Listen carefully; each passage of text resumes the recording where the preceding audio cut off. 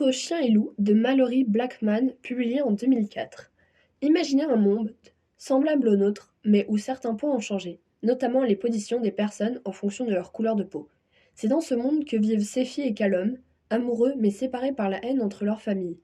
L'un est fils de rebelle, alors que l'autre est fille de ministre.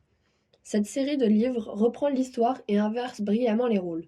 Les sentiments des deux côtés sont très bien racontés et on arrive facilement à s'identifier aux personnages. Paré pour percer. Aux États-Unis, Brie, 16 ans, rêve de faire carrière dans le rap. Fille d'une ancienne légende du milieu, elle a tout pour réussir, ou presque.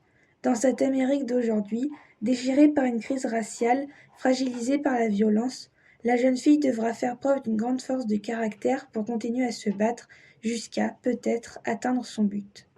L'autrice de The Hate You Give, Angie Thomas, dépeint pour la seconde fois le portrait haut en couleur d'une jeune femme qui ne souhaite qu'une chose, se faire entendre.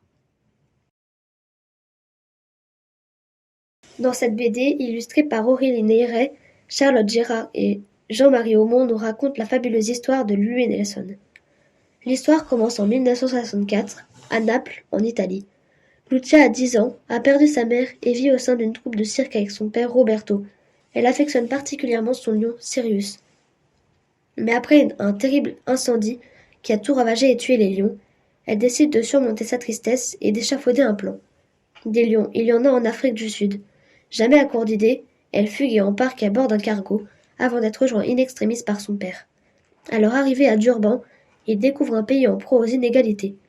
Happé par une manifestation malgré eux, Roberto, qui tente de défendre Nelson, un jeune garçon noir battu par un policier sans scrupules, se fait arrêter. Lulu et Nelson, qui ne se séparent plus, se retrouvent unis autour d'un même combat, la quête de la liberté. C'est une très belle histoire, touchante, et qui permet de savoir dans quelles conditions vivent les esclaves en Afrique du Sud. The Hate You Give de Angie Thomas, publié en 2017. Dans ce roman, nous suivons le quotidien de Star, une adolescente vivant dans un quartier violent où la guerre entre les gangs fait rage. Sa vie vole en éclats quand son ami d'enfance Khalil est tué par un policier un peu trop nerveux. Ce très beau roman est addictif, on ne peut plus le lâcher avant de l'avoir terminé. Les personnages sont attachants et les relations entre eux sont très bien écrites.